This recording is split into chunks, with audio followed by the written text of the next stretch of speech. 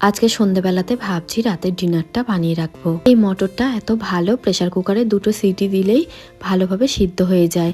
বাইরে সন্ধে হয়ে এসেছে, তাই ব্যালকনির দরজাটা বন্ধ করে দিচ্ছি, না হলে আবার মশার উপদ্রব শুরু হবে। আর বন্ধুরা, তোমরা সবাই কেমন আছো বলো তো?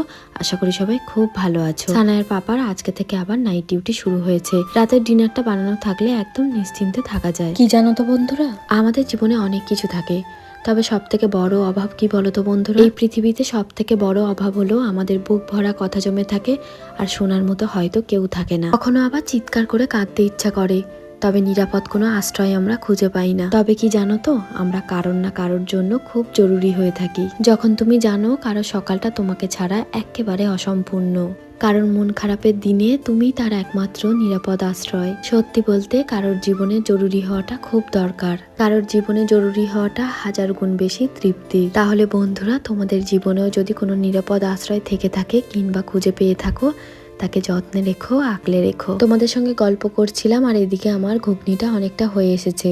রুটিগুলো তো করে নিয়েছি। ঘুগনি তো প্রায় সবাই রান্না করতে পারে, তবে আমি আজকে যেভাবে ঘুগনিটা করলাম, আমার না এটা খুব সহজ মনে হয় আর খুব তাড়াতাড়ি হয়েও যায়। ওদিকে সানায়াকে আমি কিছু হোমওয়ার্ক করতে দিয়েছি, ও সেটাই বসে বসে করছে। বাচ্চাদের কালারফুল বইগুলো দেখতে না বেশ ভালো লাগে, নিজেদের ছোটবেলার কথা মনে পড়ে যায়।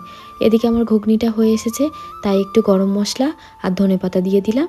এবার না এটাকে নামিয়ে ফেলবো। একদিকে ঘুগনি হচ্ছিল, রুটিও হয়ে গিয়েছে, আর তার সঙ্গে আমি সুজির হালুয়াও বানিয়েছিলাম। তাই ভাবলাম তোমাদেরকে একবার দেখিয়ে দিই। আজকে না গুড়ের বাতাসা দিয়ে এই সুজির হালুয়াটা বানিয়েছিলাম। আর এখানে ঘুগনি তো একেবারে রেডি। সানায়ের পাপাকে ডিনার দিয়ে দেবো, ওর খাওয়া দাওয়া হয়ে গেছে, এবারও চলে যাচ্ছে অফিসে। সানায়াকে না এর মাঝে আমি ডিনারটা করিয়ে দিয়েছি, আর বাকি থেকে গেলাম আমি এখন একা বসে বসে ডিনার করছি। সানায়া ওদিকে শুয়ে পড়েছে। তাহলে বন্ধুরা, দেখা হবে পরের ভ্লগে। আমার ভ্লগগুলো ভালো লাগলে কমেন্ট করে জানিও, আর আমার পেজটাকে ফলো করে দিও। সবাই ভালো থেকো, সুস্থ থেকো।